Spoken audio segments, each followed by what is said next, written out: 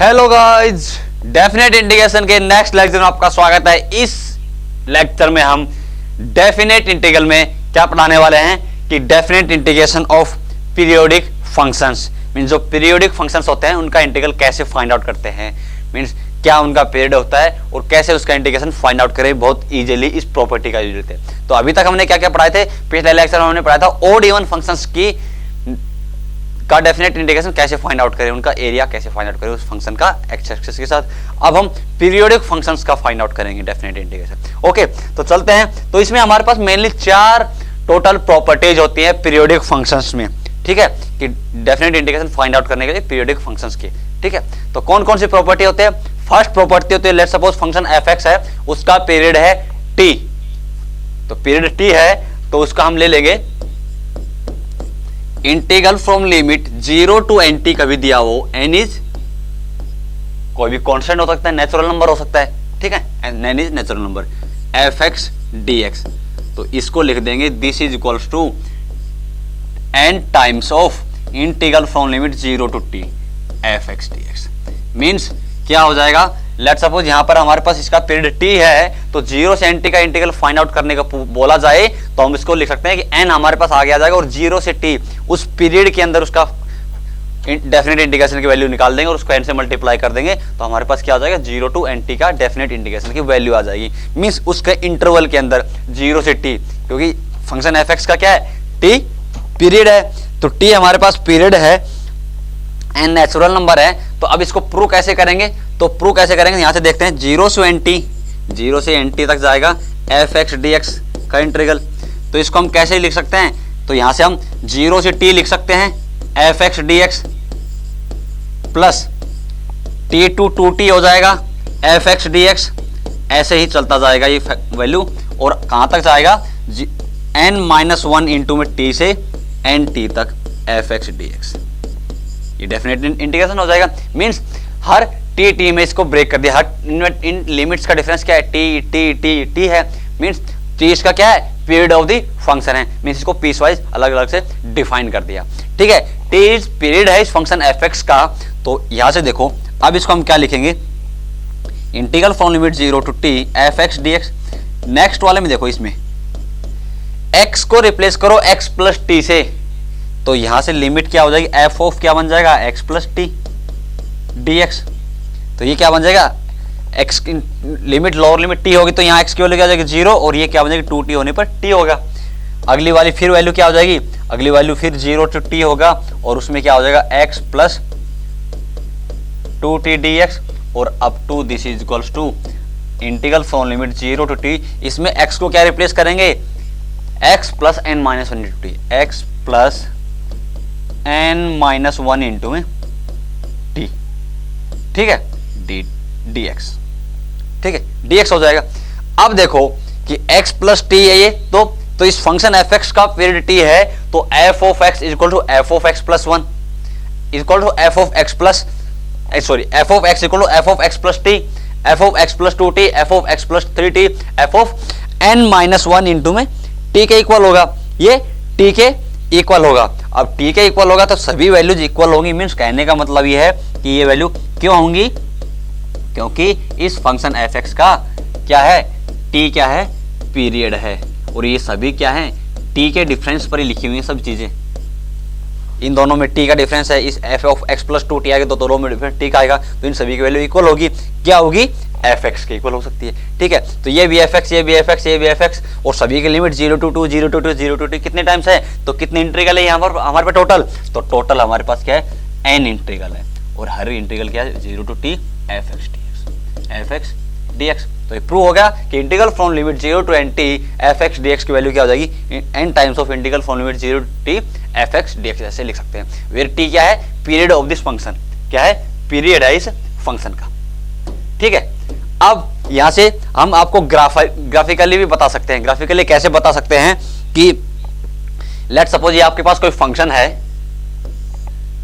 उसका t period है, means यहाँ t है, ये 2t है, 3t है, 4t है, ऐसे n-1t है। तो यदि 0 से t तक का इंटीग्रल फाइंड आउट कर लें, ये एरिया निकाल लें और उसको n टाइम्स कर दें तो टोटल एरिया आ जाएगा। मींस हम बोल सकते हैं कि integral from limit 0 to nt f(x) dx equals to क्या हो जाएगा कि कितने हो जाएंगे n times of area of the interval 0 to t, area between 0 to t, area in interval 0 to t में जो एरिया होगा, ठीक है, उसको n टाइम्स कर देंगे तो क्या हो जाएगा integral from limit 0 to nt f(x) dx हो जाएगा। ठीक है, तो ये हमारे पास एरिया हो जाएगा कि एक 0 टू t में इसके रीजन का एरिया निकालेंगे और उसको n से मल्टीप्लाई कर देंगे तो हमारे पास सारा एरिया आ जाएगा यदि t उसका इंटरवल है तो। ठीक है, तो ग्राफिकली आप बता सकते हो। अब हम यहां पर बताएंगे सेकंड प्रॉपर्टी। सेकंड प्रॉपर्टी क्या होती है, यदि आपके पास किसी एक कांस्टेंट वैल्यू से a प्लस nt तक इंटीग्रल पूछ ले तो हम उसको भी सेम एज इट इज इस रूप में लिख सकते हैं, n times of integral from limit 0 to t f(x) dx। ठीक है, तो यहां से हम इसको नेक्स्ट स्लाइड पे बता देंगे। ठीक है, तो यहां से हमारे पास क्या है, सेकंड प्रॉपर्टी क्या है, second property is integral from limit a to a plus nt where t is the period of this function f(x). तो इसको हम कैसे सिंप्लीफाई करके लिख सकते हैं, this is write as 0 to t f(x) dx n times of. ठीक है, यदि कोई कांस्टेंट a से और a प्लस nt तक जा रहा है where t is the period of this function, n is a natural number, तो इसको हम लिख सकते हैं n times of integral from limit 0 to t f(x) dx लिखा जा सकता है। ठीक है, अब इसको प्रूफ कैसे करेंगे, तो इसका प्रूफ देखते हैं। तो प्रूफ देख लेते हैं। तो सबसे पहले कैसे प्रूफ करेंगे, देखो इसको मैंने लिखा a to 0 f(x) dx, separate out करूंगा हर एक को, a से a प्लस nt तक, तो a से 0 तक अलग लिया, 0 से nt तक का अलग लिया इंटीग्रल, एरिया मीन्स एरिया जो हम बोल रहे हैं, और nt मीन्स nt से a प्लस nt तक का एक आ जाएगा। तो टोटल ये हमें क्या दे देगा, यदि ये टोटल तीनों हमें मिलकर क्या दे देगा, a to a plus nt का एरिया दे देगा, इस तक का एरिया। ठीक है, तो यहां से हमारे पास क्या आएगा a टू 0 f(x) dx। ठीक है, अब इसकी वैल्यू तो हमने फाइंड आउट की थी, यदि t पीरियड है फंक्शन f(x) का तो 0 टू nt क्या हो जाएगा n times of integral from limit 0 to t f(x) dx plus nt to a plus nt। तो यहां पर x को रिप्लेस करेंगे a प्लस nt से, x को रिप्लेस करेंगे a प्लस nt से। तो मैं यहां से बता देता हूं आपको, मैं डायरेक्टली लिखूंगा कि ये क्या बन जाएगा f of x plus nt dx, और x इक्वल टू nt होगा तो ये 0 हो जाएगा और ये a हो जाएगा, सॉरी ये a हो जाएगा। ठीक है, और ये क्या लिखा जा सकता है, इसको f of x plus nt को हम fx भी लिख सकते हैं। ठीक है, तो इसको मैं डायरेक्टली यहां लिख रहा हूं, क्या लिख रहा हूं, integral from limit 0 to a f(x) dx। अब मेरे को यहां से बताओ एक चीज, क्या कि इसकी लिमिट 0 टू a है, f(x) dx है, इसकी लिमिट a टू 0 है, इंटरचेंज कर दो, इसकी इंटरचेंज करेंगे तो क्या हो जाएगा माइनस टाइम्स, क्योंकि लिमिट्स को इंटरचेंज करते हैं तो क्या हो जाता है माइनस आ जाता है इंटीग्रल सामने, तो ये माइनस होगा तो ये प्लस होगा, कैंसिल आउट हो गया, तो ये किसके इक्वल आ गया हमारे पास n times of integral from limit 0 to t f(x) dx। ये प्रूव करना था। ठीक है, तो integral from limit a to a plus nt f(x) dx की वैल्यू क्या हो जाएगी n times of integral from limit 0 to t f(x) dx। This is the second property. अब हम आ जाते हैं थर्ड प्रॉपर्टी पर। थर्ड प्रॉपर्टी क्या है कि यदि उसका पीरियड t है फंक्शन f(x) का, ये डिफरेंट टाइप्स ऑफ फंक्शन है कि पीरियड t रहेगा पर इंटीग्रल पूछ ले उसका mt से nt तक, तो क्या हो जाएगा integral from limit mt to nt where t is the period of this function f(x) dx। तो ये हो जाएगा हमारे पास n माइनस m इंटू में integral from limit 0 to t f(x) dx। ठीक है, अब इसका प्रूफ देखेंगे या नहीं देखे, क्योंकि इसका प्रूफ आपने देख लिया, इसका प्रूफ क्या करेंगे तो mt से nt तक ले जाएंगे इसको हम, mt से nt तक ले जाएंगे। तो यहां तक हम करने के लिए क्या करेंगे, इसको हम क्या करते हैं, let suppose integral from limit mt से nt f(x) dx, इसको मैं लिख दूं, देखो यहां पर f ऑफ x को लिख दूं x प्लस mt dx, तो तो x को x प्लस एम टी लिखूंगा तो यहाँ एम टी रखूंगा तो ये लिमिट क्या हो जाएगी, 0 बन जाएगी। और x को x प्लस एम टी लिखूंगा तो एन टी पर वैल्यू क्या हो जाएगी, एन टी रखेंगे तो ये हो जाएगा n माइनस एम इंटू में t। तो बताओ मेरे पास ये वैल्यू क्या आ गई, तो t इज दिस फंक्शन, तो ये क्या हो जाएगा x, ये हो जाएगा integral from limit 0 to n minus m into में t, और ये हो जाएगा f of x plus m t, तो इसका पीरियड t है तो ये सारी वैल्यू क्या हो जाएंगी, इक्वल, जो कि मैंने यहां पर बताया था। ये सारी वैल्यूज इक्वल होती है ना, f of x equal to f of x plus n t, f of x plus 2t और f of x plus n minus 1t, यदि t इसका पीरियड है तो f of x plus mt क्या हो जाएगा, fx के equal.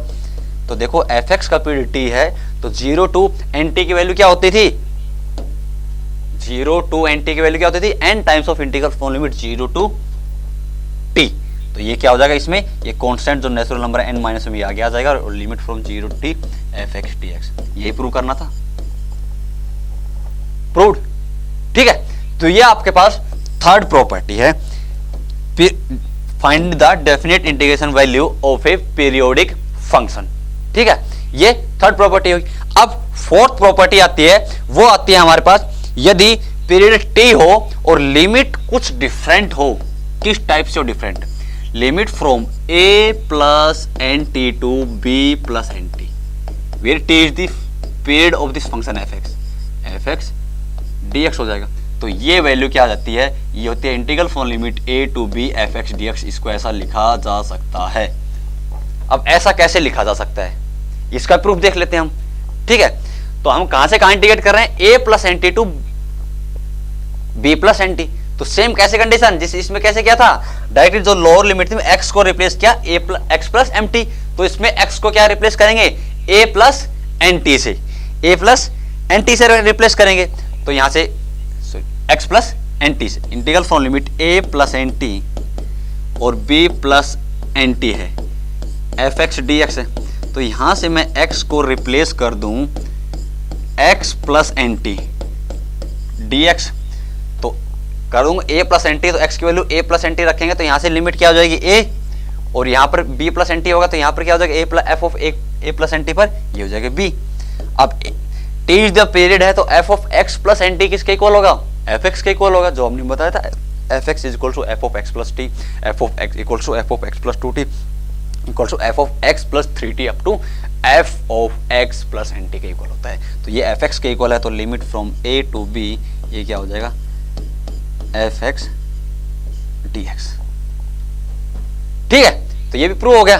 तो ये चार प्रॉपर्टी है डेफिनेट इंटीग्रेशन फाइंड आउट करने के लिए, किसका, पीरियोडिक फंक्शंस का, जिनका पीरियड t हो। t है, t कुछ भी हो सकता है, वेयर n क्या था, एक नेचुरल नंबर था।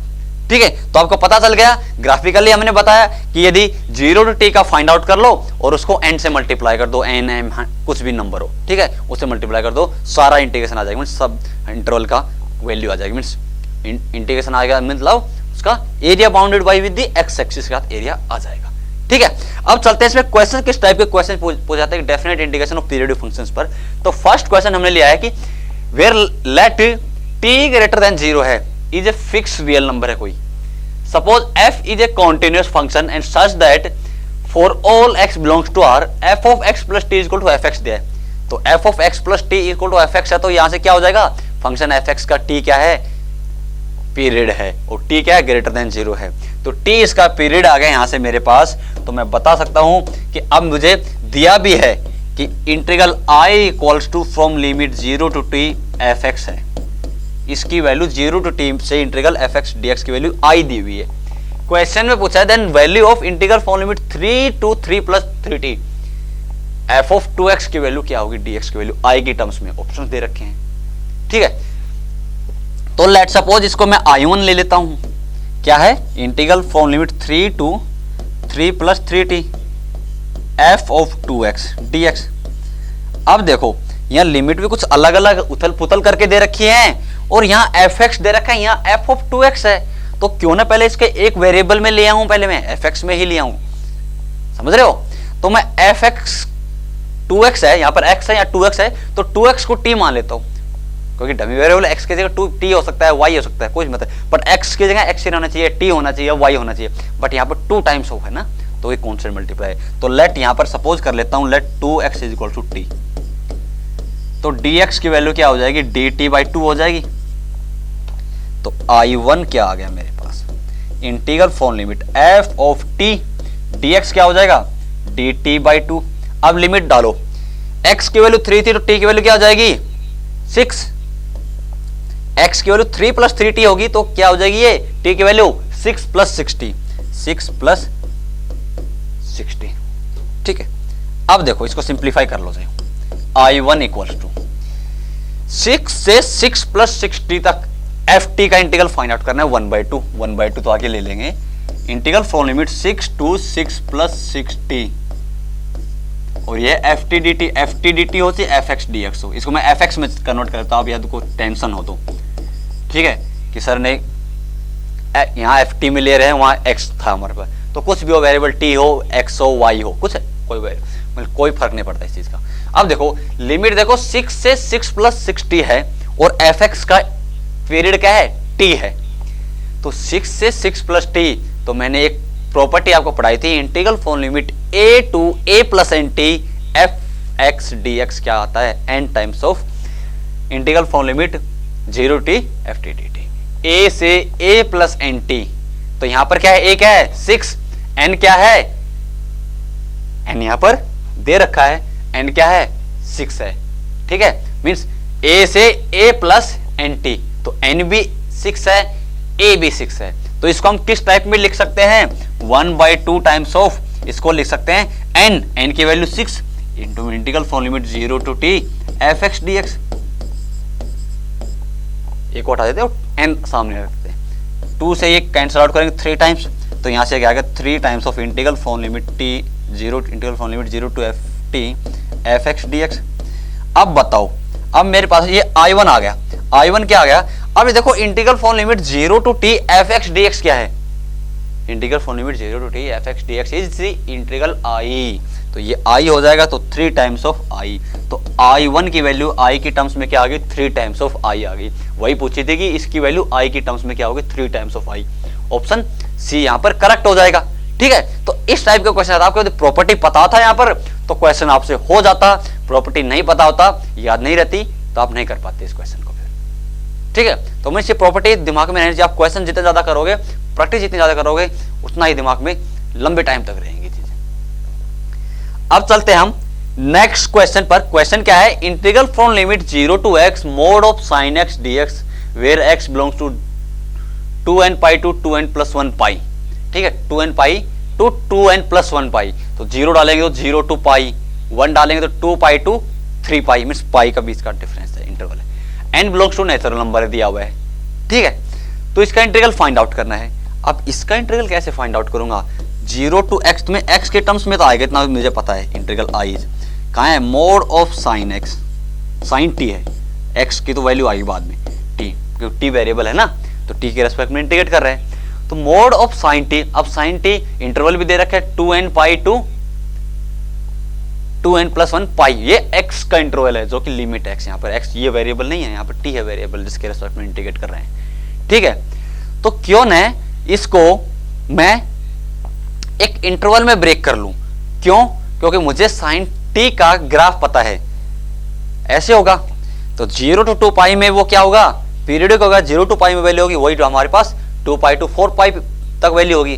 ठीक है, बट यहां पर स्टोरी अलग है, मोड t है, यहां पर मोड ऑफ साइन t है, मोड ऑफ साइन t है, मतलब ग्राफ ये वाला के ऊपर चला जाएगा, पीरियड क्या आ जाएगा, ओनली पाई आ जाएगा, इसका पीरियड क्या होगा, पाई होगा, तो पाई होगा, तो मैं अब देखो integral I equals to period pi होगा, तो अब किस में सेपरेट करूं, तो 0 टू n पाई में कर लूं, नहीं, क्यों नहीं करूंगा, 0 टू n पाई में इसलिए नहीं करूंगा, देखो एक चीज यहां पर है, x का इंटरवल पाई में नहीं दे रखा है, 2n pi to 2n plus 1 pi, means pi का डिफरेंस दे रखा है टोटल उसने, तो मींस 0 से पाई है, 2 पाई से 3 पाई है।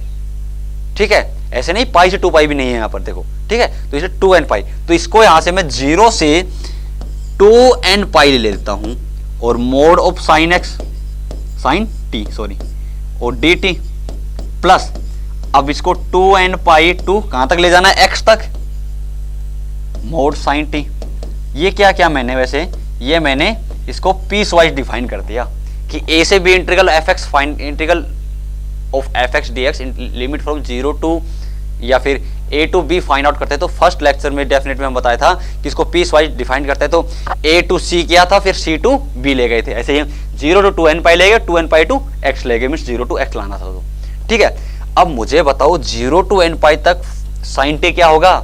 तो मेरे को पता है साइन टी जो पीरियडिक है, जिसका मोड साइन टी का पीरियड हो जाएगा पाई। तो पाई पीरियड है, तो मीन्स ये क्या है, पाई इज दी पीरियड हो जाएगा हमारे पास। और पीरियड हो जाएगा तो यहां से हमारे पास क्या हो जाएगी, लिमिट कहां से कहां हो जाएगी, 0 से पाई तक क्योंकि पीरियड टी तक, और आगे क्या हो जाएगा, n आ जाएगा। n यहां पर क्या है, 2 टाइम्स ऑफ n है। ठीक है, 2 टाइम्स ऑफ n हो जाएगा। तो यहां से इंटीग्रल i इक्वल्स टू क्या हो जाएगा, 2n और लिमिट फ्रॉम 0 टू पाई, और ये क्या हो जाएगा। अब 0 टू पाई में मोड ऑफ साइन एक्स क्या होता है, 0 टू पाई में साइन एक्स ऑलवेज पॉजिटिव होता है। तो ये ओपन कर देंगे इसको हम मोड को, और ये जाएगा sine t d t plus 2n pi to x, 2n pi to x. तो 2n पाई प्लस एक्स, कुछ भी वैल्यू पर 2n पाई प्लस पर, मतलब 2n पाई से लेकर 2n प्लस 1 पाई तक साइन एक्स भी क्या रहता है, पॉजिटिव रहता है। किस क्वाड्रेंट में रहेगा, 2n pi plus something, second first quadrant या फिर second quadrant. 2n pi plus theta क्या हो जाएगा, तो 2n पाई मींस पूरा सर्कल कट जाएगा 2 थीटा का, और प्लस थीटा, तो क्या तो फर्स्ट में होगा फिर सेकंड क्वाड्रेंट में होगा। और फर्स्ट और सेकंड में साइन क्या होता है, पॉजिटिव होता है। तो यहां भी साइन को ओपन कर देंगे तो 2n पाई टू एक्स, और ये क्या हो जाएगा, मोड से बाहर आ जाएगा साइन टी डी टी। तो वैल्यू निकाल लो अब यहां से, इंटीग्रल 2n इंटू में साइन टी डी टी का इंटीग्रल क्या हो जाएगा, minus cos t limit from 0 to pi, plus sine t का integral minus of cos t from limit 2n pi to x। तो पुट करेंगे वैल्यू 2n इंटू में cos पाई, upper limit कोस pi minus 1 और minus minus plus हो जाएगा, तो 1 minus of कोस 0 1 और minus 1 1, तो प्लस 1 प्लस ऑफ, या फिर इसमें माइनस बाहर निकाल लेंगे, ये क्या हो जाएगा, अपर लिमिट पुट करेंगे तो क्या हो जाएगा, कोस x और माइनस कोस 2n पाई। तो 0 हो गया, इनकी वैल्यू तो 2 पाई, तो हर पर वैल्यू क्या हो जाएगी, 2 पाई 4 पाई, इन पर वैल्यूज क्या होंगी, इसकी 1 होगी, कोस की वैल्यू 1। तो यहां पर हमारे पास हो जाएगा 2 into 2 4n minus cos x plus 1। ये इंटीग्रल आई आ गया आपके पास, integral I equal to 4n minus cos x, 4n minus cos x plus 1, 4n minus cos x plus 1 means option C, third option यहाँ पर correct हो गया। ठीक है, तो पता चल गया कैसे करते हैं, मीन्स आपको पहले पीरियड फाइंड आउट करना था, पीरियड क्या है, पीरियड पता चल गया तो उसको उसमें 2 पीस वाइज डिफाइन कर लिया, फंक्शन को पीस वाइज डिफाइन कर लिया उसके पीरियड में, तो फिर उसका इंटीग्रल फाइंड आउट करना था, फिर कोई मतलब प्रॉब्लम नहीं क्रिएट होती। ठीक है, अब चलते हैं लास्ट क्वेश्चन पर, जो क्वेश्चन हम सोल्व कर रहे हैं। उसके बाद एक क्वेश्चन और है जो आपको सोल्व करना है। ठीक है, तो ये क्वेश्चन हम क्या है हमारे पास, integral for limit 1 to 4 fractional part of x minus 0.4 dx, इसको इंटीग्रेट करना है, where this bracket fractional part function बताता है। तो इसको इंटीग्रेट कैसे करेंगे, देखो integral i equals to from limit कहां से कहां है, 1 से 4 तक है, और fractional part of x minus 0.4 dx, इसको इंटीग्रेट करना है। अब देखो इसमें फ्रैक्शनल पार्ट का यदि पीरियड के जाऊं, तो पीरियड के लिए जाऊं तो मुझे पता है फ्रैक्शनल पार्ट ऑफ x का पीरियड होता है 1। ठीक है, 1 होता है, बट यहां पर x तो नहीं है, x माइनस 0.4 है, तो x माइनस 0.4 है, तो क्यों ना पहले इसको मैं कुछ t u v किसमें सपोज कर लूं, तो सपोज कर लेता हूं, तो सपोज कर लो, तो let x minus 0.4 is t, तो dx क्या बन जाएगा, dt बन जाएगा। तो लिमिट भी चेंज होगी फिर, क्योंकि इसकी वैल्यू मैंने ये लिया, तो अभी यहाँ पर तो लिमिट क्या है, 1 से 4 है, इंटीजर वैल्यूज है, बट यहाँ पर जो 1 रखूंगा तो क्या हो जाएगी t की वैल्यू, लिमिट 1 माइनस 0.4 इज 0.6, तो इंटीग्रल i कहाँ से कहाँ हो जाएगा, 0.6 हो जाएगा एक तो, और ये क्या हो जाएगा, फ्रैक्शनल पार्ट ऑफ t बन जाएगा dx dt, और जब x की वैल्यू 4 होगी तो 4 माइनस 0.4 3.6 तक चला जाएगा। अब देखो 0.6 से 3.6 तक तो जा रहा है, डिफरेंस तो 3 आ रहा है, समझ में आ रहा है, बट वैल्यू 1 के साथ नहीं है, जैसे 0 से 1 हो, 1 से 2 हो, इंटीजर टू इंटीजर नहीं है, मतलब वैल्यू 0.6 पॉइंट के साथ जा रही है वैल्यू। डिफरेंस तो दोनों अपर और लोअर लिमिट में 3 का डिफरेंस है, बट ऐसे नहीं जा रहा कि 1 से 2 हो, 2 से 3 हो, 3 से 4 ऐसे इंटरवल में। अब वो कैसे करूंगा, तो वो मैं ऐसे कर लेता हूं, इसको लिखता हूं इंटीग्रल आई इक्वल्स टू, एक प्रॉपर्टी मुझे पता है डेफिनेट इंटीग्रेशन की, कि जो पीरियोडिक फंक्शंस का डेफिनेट इंटीग्रेशन निकालते हैं, प्रॉपर्टी है कि 0.6 से इसको लिख दूं 3.0.6 टी डी टी। अब ये प्रॉपर्टी थी कि integral from limit a to a plus n t, a plus n t, तो उसका इंटीग्रल वैल्यू क्या थी, n times of integral from limit 0 to t। ये हमारे पास प्रॉपर्टी थी ना, integral from limit a to a plus n t, तो उसको हम सेपरेट आउट सिंप्लीफाई करके क्या कर रहे थे, n times of integral from 0 to t, क्योंकि t इज पीरियड हो, तो ठीक है। तो उसका पीरियड क्या है, फ्रैक्शनल पार्ट ऑफ t का, उसका पीरियड क्या है, हमने बताया था 1। तो पीरियड 1 है, तो मीन्स यहां पर 1 इंटू में n कितने हैं, 3 होगा, तभी 3 बनेगा, तो 1 इंटू में 3। तो यहां से हमारे पास क्या हो जाएगा, तो इंटीग्रल ये बन जाएगा 0 टू 3 और fractional part of t dt। अब ये किस फॉर्म में आएगा, 0 to nt integral form limit fx dx form में आ गया। अब nt है तो n को आगे ले लो, और कहां से कहां हो जाएगा, उस पीरियड में ही इसको इंटीग्रेट कर देंगे, उस रीजन का उसका एरिया निकालेंगे, उसको n टाइम्स मल्टीप्लाई कर देंगे, तो टोटल रीजन का एरिया आ जाएगा जो फंक्शन डिफाइन है उस इंटरवल में। तो n आगे आ जाएगा, तो n 3 है, और पीरियड क्या है इसका, 1 है, ठीक है। तो ये हो जाएगा fractional part of t dt।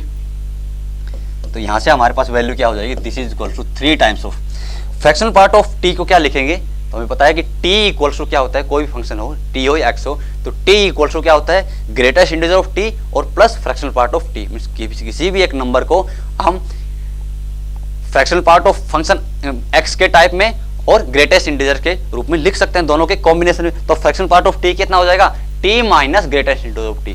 तो integral from limit 0 to 1 t minus greatest integer of t dt। तो 3 टाइम्स ऑफ t का इंटीग्रल क्या हो जाएगा, t square by 2 minus integral from limit, और इसकी लिमिट पुट करेंगे 0 टू 1, 0 से 1 greatest integer of t dt। So 3 upper limit put करेंगे, ये हो जाएगा 1/2 minus 0 minus greatest integer of t क्या हो जाएगा, t 0 से 1 हो, तो 0 से 1 में ग्रेटेस्ट इंटीजर ऑफ t की वैल्यू क्या हो जाएगी, 0, क्योंकि जब greatest integer of x when x from 0 to 1 हो तो वैल्यू 0, 1 से 2 हो तो ग्रेटेस्ट इंटीजर ऑफ x क्या हो जाएगा 1, तो 0 टू 1 में इसकी वैल्यू क्या हो जाएगी 0, तो इसका इंटीग्रेशन तो 0 रहेगा। तो यहाँ से वैल्यू क्या हो जाएगा हमारे पास 3/2, 3/2 इक्वल्स टू 1.5, 3/2 इसका आंसर आ गया। तो integral from limit 1 to 4 fractional part of x minus 0.4 dx की वैल्यू क्या हो जाएगी 1.5, 1.5 मीन्स ऑप्शन थर्ड यहाँ पर करेक्ट हो जाएगा, ठीक है। तो मीन्स पीरियोडिक फंक्शंस के डेफिनेट इंटीग्रेशन कैसे फाइंड आउट करते हैं, हम उस पीरियड में उन चारों प्रॉपर्टीज का यूज लेते हैं। जैसे हमने बताया था integral from limit 0 to nt का इंटीग्रल क्या था, second property a to a plus nt हो, या थर्ड प्रॉपर्टी क्या थी, इंटीग्रल लिमिट mt से nt तक था, और फोर्थ में क्या था, a प्लस nt से b प्लस nt तक इंटीग्रेट करना था हमें, जब t उसका पीरियड ऑफ फंक्शन। अब ये फोर्थ क्वेश्चन है, चलो कि लास्ट क्वेश्चन है इसका, ये क्वेश्चन आपको सॉल्व करना है। क्वेश्चन क्या है कि integral from limit 0 to x 2 raise to power t upon 2 raise to power greatest integer of t है, ये ग्रेटेस्ट इंटीजर ऑफ t है। वो बता भी है कि this bracket is not the greatest integer function x belongs to r plus है, means positive value of x के लिए डिफाइन है, x की पॉजिटिव वैल्यू, ठीक है। और वेरिएबल है किसके रेस्पेक्ट में, यहाँ पर इंटीग्रेट हो रहा है t के रेस्पेक्ट में हो रहा है, x हमारे पास इसकी अपर लिमिट है। तो आपको बताना है कि कौन सा ऑप्शन करेक्ट होगा, उसका इंटीग्रेशन फाइंड आउट करना है। बस एक हिंट हम यहाँ पर दे देते हैं कि 2 raise to power t upon 2 raise to power greatest integer of t, तो मींस यहाँ से 2 raise to power greatest integer को ऊपर ले जाएंगे, क्या होगा 2 raise to power minus of greatest integer of t, ठीक है। तो एक्सपोनेंट्स इक्वल हैं तो पावर क्या हो जाएंगे ऐड, तो क्या बन जाएगा हमारे पास 2 raise to power t minus greatest integer of t, और t minus greatest integer of t क्या होगा, फ्रैक्शनल पार्ट ऑफ t, जो कि पिछले हम क्वेश्चन में किया था, ठीक है। तो वैसे ही आपको सोल्व करना है और उसका आंसर बताना है कि कौन सा ऑप्शन करेक्ट होगा, ठीक है। कुछ एलन में इनके ऑप्शंस दिए हुए हैं, तो ये क्वेश्चन आपके लिए है। ओके, अब हम नेक्स्ट लेक्चर में आएंगे डेफिनेट इंटीग्रेशन का जो लास्ट लेक्चर होगा, जिसमें हम पढ़ेंगे लिबनिज रूल के बारे में, लिबनिज थ्योरम के बारे में, ठीक है। तो वो हमारे पास डेफिनेट इंटीग्रेशन का लास्ट लेक्चर होगा। Okay, thank you.